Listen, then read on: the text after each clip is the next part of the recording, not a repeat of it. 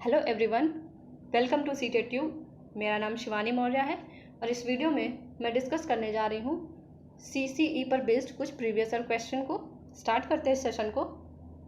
First question है, आकलन उद्देश्यपूर्ण होता है यदि ऑप्शन ए विद्यार्थियों की उपलब्धियों में अंतर करने के लिए तुलनात्मक मूल्यांकन किया जाए, ऑप्शन बी यह केवल एक बार वर्ष के अंत में हो, ऑप्शन सी इससे विद्यार्थियों में भय और तनाव का संचार हो, ऑप्शन डी इससे शिक्षार्थियों और शिक्षकों को फीडबैक प्राप्त हो।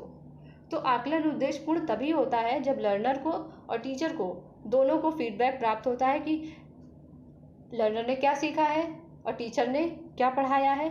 जब दोनों को अपने लिए फीडबैक मिल जाता है तो उस हिसाब से वो आकलन, वो असेसमेंट सबसे उद्देश्यपूर्ण माना जाता है। बाकी इसमें जो भी स्टेटमेंट ए में कही गई है और बी में और सी में, वो बिल्कुल गलत है। और सी में जो कहा गया है कि भय और तनाव, तो हमें फियर और स्ट्रेस हमें लर्नर में नहीं डेवलप करनी है कि वो आकलन असेसमेंट को लेके उनमें स्ट्रेस आ जाए बिल्कुल से। नेक्स्ट क्वेश्चन, निम्नलिखित में से कौन सा एक उपयुक्त रचनात्मक आकलन का कार्य नहीं है? रचनात्मक आकलन का कार्य नहीं है। ऑप्शन ए परियोजना, ऑप्शन बी अवलोकन, ऑप्शन सी विद्यार्थियों का योग्यता क्रम निर्धारित करना, ऑप्शन डी खुले अंत वाले प्रश्न। रचनात्मक आकलन का कार्य नहीं है, हमें लर्नर की योग्यता का क्रम नहीं निर्धारण करना है कि कौन सा लर्नर किस स्थान पे है क्लास में, फर्स्ट है, सेकंड, थर्ड, वो हमें कैटेगराइज नहीं करना है लर्नर को कि वो लर्नर बहुत अच्छा है पढ़ने में, वो बिल्कुल ही पुअर है, वो बैड है, वो बिल्कुल से ही लो क्वालिटी में है, उसकी मेंटल एबिलिटीज़ बिल्कुल ही ख़राब है। तो इस तरीके से हमें लर्नर को कैटेगराइज नहीं करना होता है। तो इसका जो आंसर है इस क्वेश्चन के अकॉर्डिंग वो है ऑप्शन सी, हमें विद्यार्थियों की योग्यता का क्रम निर्धारण नहीं करना है।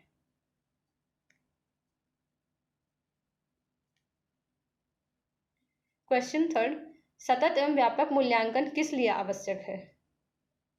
ऑप्शन ए शिक्षा बोर्ड की जवाबदेही कम करने के लिए, ऑप्शन बी जल्दी से की जाने वाली गलतियों की तुलना में कम अंतराल पर की जाने वाली गलतियों को सुधारना, ऑप्शन सी यह समझने के लिए कि अधिगम का किस प्रकार अवलोकन किया जाता है, दर्ज किया जाता है व सुधार किया जाता है, ऑप्शन डी शिक्षण के साथ परीक्षण का तालमेल बैठाने के लिए।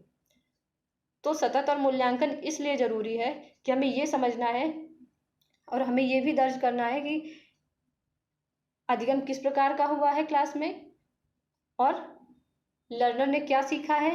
अगर कोई गलती है तो हमें उसको सुधारना है। लर्निंग के प्रोसेस में अगर किसी लर्नर को कोई दिक्कत आती है तो टीचर की रिस्पॉन्सिबिलिटी है कि वो डायग्नोस्टिक टीचिंग करे और फिर रिमेडियल टीचिंग को करे और लर्नर की उस प्रॉब्लम को सॉल्व करे।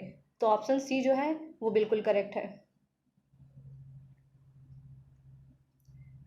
क्वेश्चन नंबर 4, प्राथमिक स्तर पर बच्चों की भाषा के आकलन में आप सर्वाधिक महत्व किसे देंगे?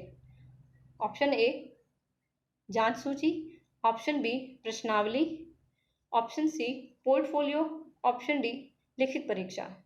तो इसका जो करेक्ट आंसर है वो है पोर्टफोलियो, क्योंकि जो लर्नर की लर्निंग में जो ग्रोथ और डेवलपमेंट हुई है उसका एविडेंस हमें पोर्टफोलियो से मिलता है कि लर्नर की पहले क्या प्रोग्रेस थी और अब क्या कंडीशन है। ये सारी चीज़ें टीचर उस पोर्टफोलियो के माध्यम से चेक कर सकता है, क्योंकि उसमें लर्नर की भी शीट होती है, असेसमेंट जो सेल्फ असेसमेंट शीट होती है लर्नर की वो भी होती है, पीयर असेसमेंट शीट होती है जो पीयर असेस करते हैं, एक लर्नर दूसरे लर्नर को असेस करता है, उसे पीयर असेसमेंट शीट कहते हैं।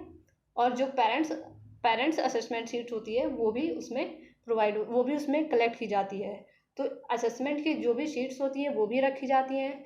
लर्नर से रिलेटेड जो भी ऑडियो वीडियो जो रिकॉर्डिंग होती हैं वो भी पोर्टफोलियो में रखी जाती हैं। और पोर्टफोलियो में लर्नर ने पेंटिंग में या जो भी उसने कोई स्कॉलास्टिक एरिया में जो कुछ भी काम किया है उसकी क्या कंडीशन रही है, उसने क्या अचीव किया है, वो सारी चीज़ें पोर्टफोलियो में होती हैं। तो पोर्टफोलियो एक अच्छा एविडेंस माना गया है। तो हमें ये भी ध्यान रखना है कि भाषा का आकलन किस प्रकार से, तो जो असेसमेंट होता है लैंग्वेज का वो डिबेट के थ्रू, क्विज के थ्रू, और आपने कोई स्पीच दी क्लास में तो उस तरीके से भी टीचर उसको असेस करता है। तो उसका भी जो एविडेंस है वो पोर्टफोलियो में रखा जाता है। बाकी जांच सूची में आप क्वेश्चन, कोई टीचर कुछ पूछेगा तो आप उसको येस या नो में आंसर दोगे चेकलिस्ट में। और प्रश्नावली में क्या है कि सिर्फ फिक्स्ड क्वेश्चन होंगे, आप उनको फिक्स्ड आंसर दे दोगे। लिखित परीक्षा में कि टेक्स्ट बुक में जो कुछ भी है वही चीज़ आप लिखोगे, जाके पेपर में जो चीज़ पूछ रहा है, पेपर में जो क्वेश्चन पूछा है आपने वही आंसर उस तरीके से लिख दिया है। तो लैंग्वेज को वहाँ से असेस नहीं किया जाएगा, आपके पोर्टफोलियो से आपको लैंग्वेज को भी असेस किया जा सकता है। नेक्स्ट क्वेश्चन, निम्नलिखित में से कौन सा सतत और व्यापक मूल्यांकन से संबंधित नहीं है? ऑप्शन ए, यह शिक्षण अधिगम प्रक्रिया का एक अभिन्न अंग है। ऑप्शन बी, यह विभिन्न शिक्षा क्षेत्रों में बच्चे की उपलब्धि पर केंद्रित है। ऑप्शन सी, यह बच्चों को धीमे, खराब या बुद्धिमान रूप में चिन्हित करने में उपयोगी होता है। इसे भारत के शिक्षा के अधिकार अधिनियम द्वारा अनिवार्य किया गया है। तो हमें यह देखना है कि सतत और व्यापक मूल्यांकन से संबंधित नहीं है। तो इसमें क्या संबंधित नहीं है? वो है बच्चों को हमें धीमा, अच्छा, खराब, ये सब बुद्धिमान, ये हमें चिन्हित नहीं करना, उन्हें कैटेगराइज नहीं करना है। तो इसका जो आंसर है वो है ऑप्शन सी। बाकी जो ए और बी और डी हैं वो सीसीई से रिलेटेड है। जैसे सीसीई ने रिकमेंडेशन दी हुई है वो उसकी बात करते हैं, ए ऑप्शन, बी और D. Question number 6, rating scale में कौन सी तकनीक का उपयोग होता है? जो रेटिंग स्केल है उसमें जब टीचर रेट करता है किसी लर्नर को तो कुछ चीज़ों को वो अवलोकन करता है। तो जब वो ऑब्जर्वेशन करता है तब उस हिसाब से वो लर्नर को रेट करता है। उसमें भी कुछ चीज़ें क्योंकि जो रेटिंग स्केल है उसमें भी कई तरीके की टाइप्स होती हैं। क्योंकि कुछ होती हैं जैसे डिस्क्रिप्टिव रेटिंग स्केल होती हैं, कुछ न्यूमेरिकल होती हैं, कुछ ग्राफिकल होती हैं और कुछ मैन टू मैन स्केल होती हैं। तो वहाँ पे टीचर कौन सी टेक्निक को यूज़ कर रहा है, लेकिन जो भी टेक्निक यूज़ करेगा उसके लिए वो ऑब्जर्वेशन ज़रूर करता है।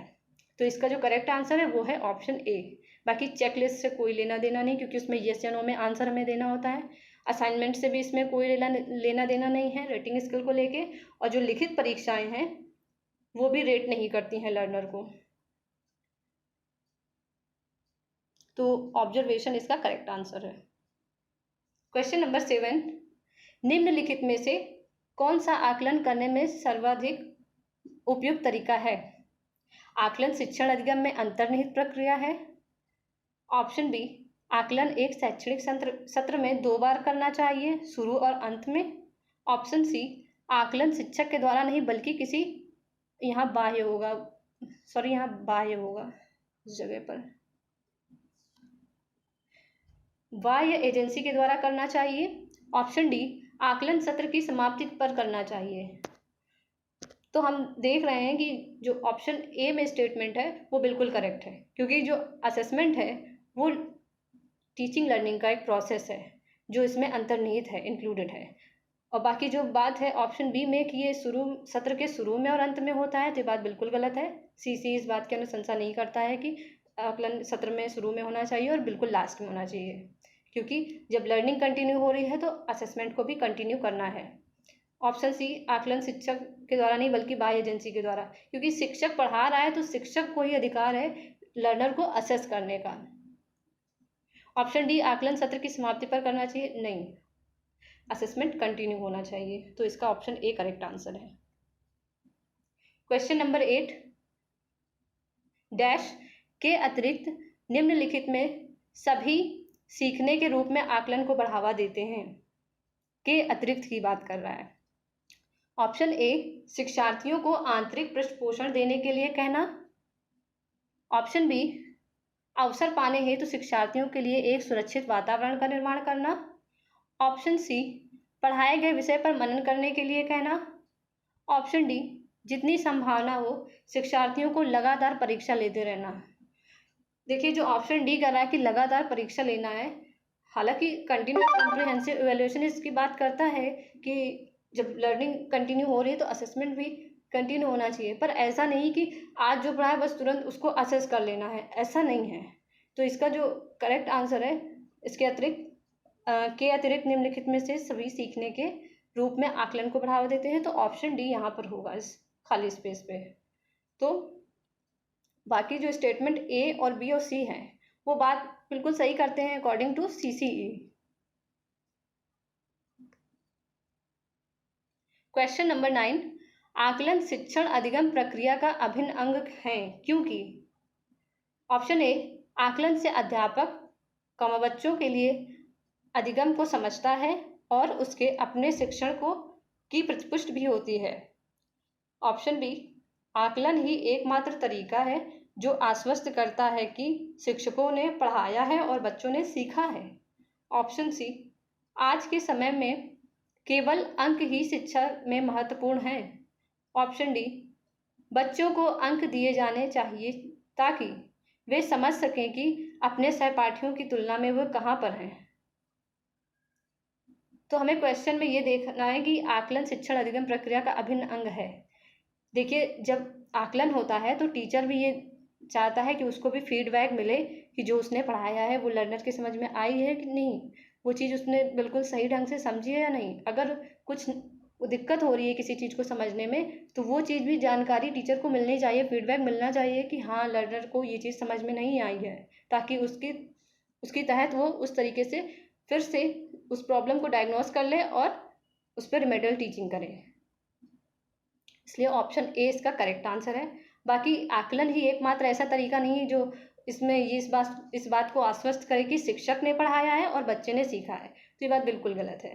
और ऑप्शन सी भी गलत है कि सिर्फ अंक ही नहीं कुछ होता है, कुछ मोरल वैल्यूज़ भी होती हैं जो हमें एज अ टीचर लर्नर में हमें ये चीज़ क्लासरूम में नोटबुक से नहीं, आज के समय में बच्चों में हमें नैतिक शिक्षा देनी होती है।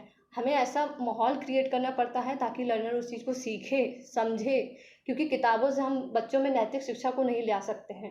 किताबें नहीं होती नैतिक शिक्षा पढ़ाने के लिए, क्योंकि हमें मोरल वैल्यूज़ अगर सिखानी है तो हमें उसका एटमॉस्फेयर ऐसा क्रिएट करना पड़ेगा, स्कूल में, फैमिली में, उसके पीयर ग्रुप में। ठीक। ऑप्शन डी क्या कहता है कि बच्चों को अंक दिए जाने चाहिए ताकि वे समझ सके कि अपने सहपाठियों की तुलना में वे कहाँ पर हैं। नहीं, हमें यहाँ पे कैटेगराइज नहीं करना है कि मेरा जो सहपाठी है वो बहुत अच्छा है, वो उस स्थान पे है, सेकंड डिवीज़न या फर्स्ट डिवीज़न में मैं बिल्कुल ही लो डिवीज़न पे हूँ, तो ऐसा कुछ नहीं है। ऑप्शन डी भी इसका गलत है, तो ऑप्शन ए इसका करेक्ट आंसर है। लास्ट क्वेश्चन है, विद्यार्थियों के मूल्यांकन की सर्वश्रेष्ठ विधि है। ऑप्शन ए, संप्रेषण विधि। ऑप्शन बी, सतत एवं व्यापक मूल्यांकन विधि। ऑप्शन सी, अधिगम तथा उपागम विधि। ऑप्शन डी, प्रत्यक्ष मूल्यांकन विधि। जो ऑप्शन बी है वो इसका करेक्ट आंसर है, सतत एवं व्यापक मूल्यांकन विधि, क्योंकि इस विधि में हम लर्नर के स्कॉलास्टिक और को स्कॉलास्टिक एरियाज को असेस करते हैं और लर्नर ने क्या सीखा है क्या नहीं सीखा है उस चीज़ को हम काफ़ी आसानी से असेस कर सकते हैं। तो इसका जो ऑप्शन है और जो करेक्ट आंसर है वो है ऑप्शन बी। इस टॉपिक से रिलेटेड आपको 2 वीडियोस हमारे चैनल के प्लेलिस्ट में मिल जाएंगी। अगर किसी को कोई डाउट है इन सभी क्वेश्चन को लेके, अगर कुछ नहीं समझ में आया तो आप कमेंट सेक्शन में पूछ सकते हैं। Thank you.